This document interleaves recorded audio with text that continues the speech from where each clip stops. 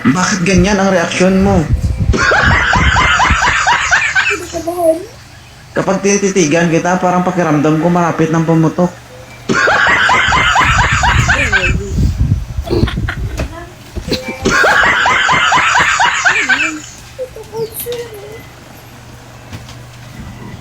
Ano? Hindi ka naghahanap? Hindi. Hindi. So, gusto mo lang talaga umakit kay 2.0. Ano? Gusto mo lang umakit kay 2.0. Oo. Bigyan mo ako ng 10 rason. Bakit? Gusto kita makita at makausap.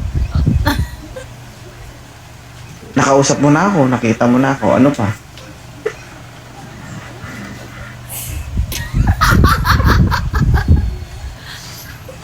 Ano? Hindi talaga ako makapaniwala na nakakit ako dito. Hindi siya makapagsalita. May mental block ka ba? Man. Huwag kang umiti ha. Laking mo, hanga mo. Parang kasya, 2 itlog oh.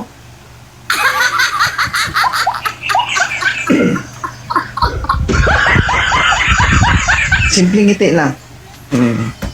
Ganyan.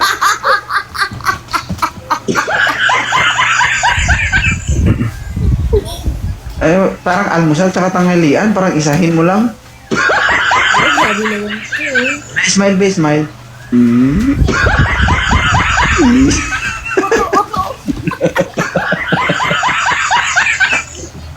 Oh, Diyos ko. Taga saan po kayo? Cebu. Sa Cebu ka ngayon? Ay, wala. Nasa Thailand. Tigang. Ay! May boyfriend ka? Wala. Tigang nga. Secret. Ikaw, kung pwede. May balak pala. Matagal ka na bang nanonood kay 2.0? Yes. Matagal na talaga. Hindi. Tapos ngayon lang ako na naakyat sa live mo. Wait lang, may tanong ako sa'yo. Ibig sabihin, lagi mo akong binabantan, ibig sabihin, trip mo si 2.0. Parang ganun. Bakit? Ano nakita mo sa kanya? Simple lang. Pero, ano? dating. Worse. Sigutin mo. Ano? Simple lang, pero ano pa? May mukha. Walang taong walang mukha. Buko. Buko.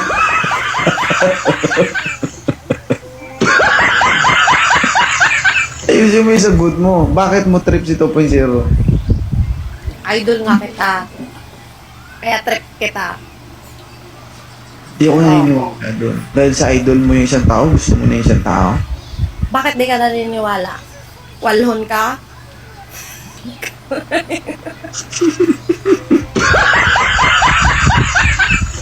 Bakit wala ka bang maliligaw ngayon? Napawis na pawis.